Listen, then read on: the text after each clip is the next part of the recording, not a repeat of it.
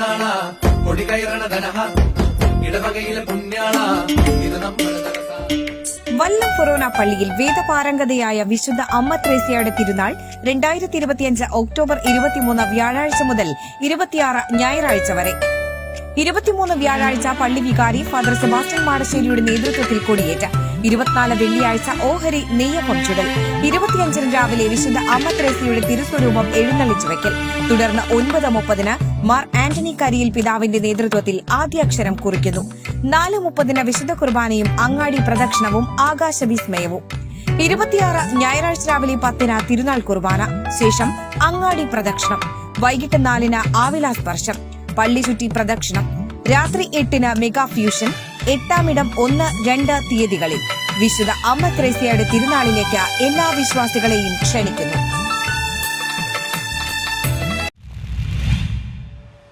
വയലാർ രാമവർമ്മയുടെ 50ാം ചരമവാർഷികാനുസ്മരണം നടത്തി. വയലാർ രാമവർമ്മയുടെ 50ാം ചരമവാർഷികാനുസ്മരണം കാര്യവിചാര സദസ്സിന്റെ ആഭിമുഖ്യത്തിൽ നടന്നു. ഒരു പക്ഷേ ഇവിടെ കാലടി രാമവർമ്മ നടത്തിയത് കാരണം നമ്മുടെ കാലടി ഗോപി എന്ന് പറഞ്ഞ വേറൊരുകാരനാണല്ലോ അറിയപ്പെട്ടത്. മലയാറ്റൂർ രാമകൃഷ്ണൻ തോട്ടുവാക്കാരനാണ്. അപ്പം അതിനെപ്പറ്റി ഞാൻ ഒത്തിരി വേദികളിൽ പറഞ്ഞിട്ടുണ്ട്. യൂണിവേഴ്സിറ്റിയിലൊക്കെ പറഞ്ഞിട്ടൊരു വയലാറിനെ പറ്റിയൊരു സ്മാരകം കാലടി വേണം. വയലാറിന്റെ മോനോടെയും പറഞ്ഞിട്ടുണ്ട്. പക്ഷെ ആരും ശ്രദ്ധിക്കാനുള്ള നമുക്ക് അതിനോട് പറ്റത്തില്ല.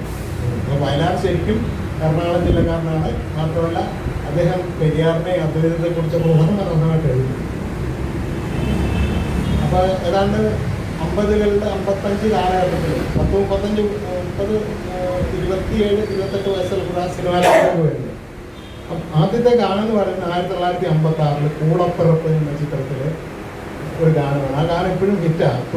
തുമ്പി തുമ്പി വാവാ ഈ തുമ്പത്തണലിൽ വാവാ തുമ്പത്തണലിൽ വാവാ. ഡോക്ടർ സുരേഷ് മുക്കന്നൂർ മുഖ്യ പ്രഭാഷണം നടത്തി. കെ എൻ നമ്പൂതിരി വയലാർ ഗാനങ്ങളെ പരിചയപ്പെടുത്തി. ഗാനാലാപന ഉദ്ഘാടനം ശ്രീദേവി നമ്പൂതിരി നിർവഹിച്ചു. കവി അഡ്വക്കേറ്റ് തങ്കച്ചൻ വർഗീസ് അധ്യക്ഷത വഹിച്ചു. Professor Philip Joseph Panjikkaran, Wilfred H, K Joshi എന്നിവർ പ്രസംഗിച്ചു. ഒരുപക്ഷെ ഗാനരചയിതാവ് ആയിരുന്നില്ലെങ്കിൽ വയലാർ എന്ന് പറയുന്ന കവി കുറെ കൂടി ഉത്തമ കവിയായി വാഴ്ത്തപ്പെടുമായിരുന്നു.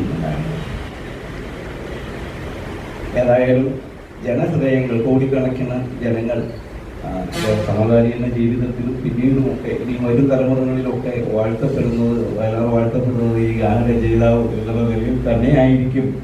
അത് ഒരു പോരായ്മ ആയിട്ട് ഞാൻ കാണുന്നില്ല. അതൊരു അങ്ങനെയായിരിക്കും അദ്ദേഹം അറിയപ്പെടുക. ഒരു ചെറിയ അഭിപ്രായ വ്യത്യാസം കൂടി ഒന്ന് രേഖപ്പെടുത്തിയിട്ട് ഞാൻ എൻ്റെ വാക്കുകൾ അവസാനിപ്പിക്കാം. ഡോക്ടർ സുരേഷ് വയലാറിനത്തിൽ പഠിച്ചിട്ടുള്ള ഒരു നിരൂപകനാണ്. മാത്രമല്ല അദ്ദേഹത്തിൻ്റെ കവിതകൾ ഞാൻ കാണുമ്പോഴൊക്കെ ഈ വയലാറിൻ്റെ ഒരു അനുകരണമെന്നല്ല, വയലാറിൻ്റെ ശബ്ദം ഈ സുരേഷ് മുക്കന്നൂരിൻ്റെ കവിതകളിലും മുഴങ്ങുന്നുണ്ട് എന്ന് എനിക്ക് തോന്നിയിട്ടുണ്ട്. അത് സ്വാഭാവികവുമാണ്. ഞാനും ഒരു കവി എന്നുള്ള നിലയിൽ എഴുതുമ്പോഴൊക്കെ ഈ വല്ലാതെ ഇത്രയും ആധികാരികമായിട്ട് പറയാനിടയായത്. വയലാറിൻ്റെ രാഷ്ട്രീയ നിലപാടിനെ കുറിച്ച് അദ്ദേഹത്തിൻ്റെ 3 കവിതകളിലെ കാര്യം മാത്രം ഒന്ന് ശ്രദ്ധയിൽപ്പെടുത്തി ഞാൻ അവസാനിപ്പിക്കാറ്. കാരണം ചലച്ചിത്ര ഗാനരംഗത്ത്, മലയാള ചലച്ചിത്ര ഗാനങ്ങളുടെ കനകകാന്തിയായിരുന്നു വയലാർ രാമവർമ്മ. അതിനപ്പുറം അതിനെക്കുറിച്ച് ഒന്നും പറയാനില്ല.